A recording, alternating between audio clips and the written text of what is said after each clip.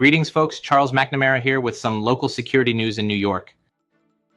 In this video, we shall look back at a tragic and important fire which ushered in fire safety codes and training. We will talk about the Triangle Shirtwaist Factor fire. What was the Triangle Shirtwaist fire and why is it important? The fire at Triangle Waist Company on March 25, 1911 is widely considered a pivotal moment in history, leading to the transformation of the Labor Code of New York State and to the adoption of fire safety measures that served as a model for the whole country. What made the Triangle Shirtwaist fire so horrible?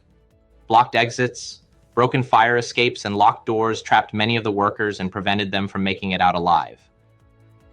The terrible working conditions exposed by the fire and the resulting public outrage over this preventable tragedy brought a sense of urgency to improve workplace safety and workers' rights.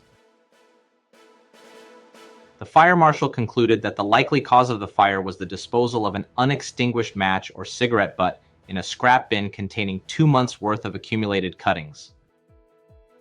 Beneath the table in the wooden bin were hundreds of pounds of scraps left over from the several thousand shirtwaists that had been cut at that table. The scraps piled up from the last time the bin was emptied, coupled with the hanging fabrics that surrounded it. The steel trim was the only thing that was not highly flammable. A bookkeeper on the 8th floor was able to warn employees on the 10th floor via telephone, but there was no audible alarm and no way to contact staff on the 9th floor. Although the floor had a number of exits, including 2 freight elevators, a fire escape, and stairways down to Green Street and Washington Place, flames prevented workers from descending the Green Street stairway, and the door to the Washington Place stairway was locked to prevent theft by the workers.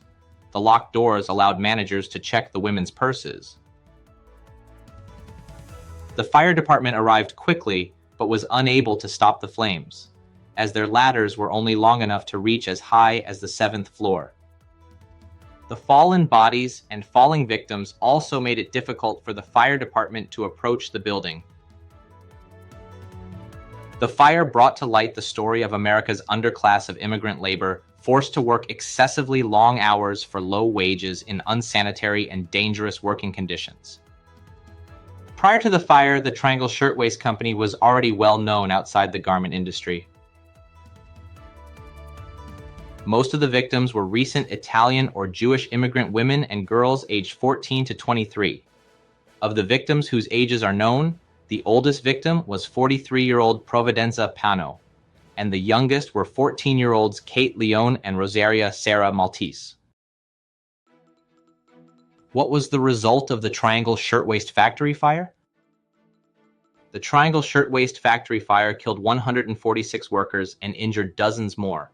While trying to escape the fire, they encountered locked doors and broken fire escapes. Many chose to leap from the building in desperation instead of succumbing to the blaze and smoke, and died on the sidewalks below.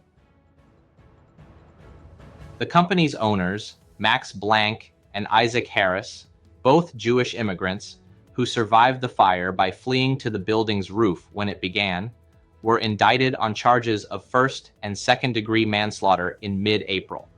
The pair's trial began on December 4, 1911. The prosecution charged that the owners knew the exit doors were locked at the time in question. The investigation found that the locks were intended to be locked during working hours based on the findings from the fire, but the defense stressed that the prosecution failed to prove that the owners knew that.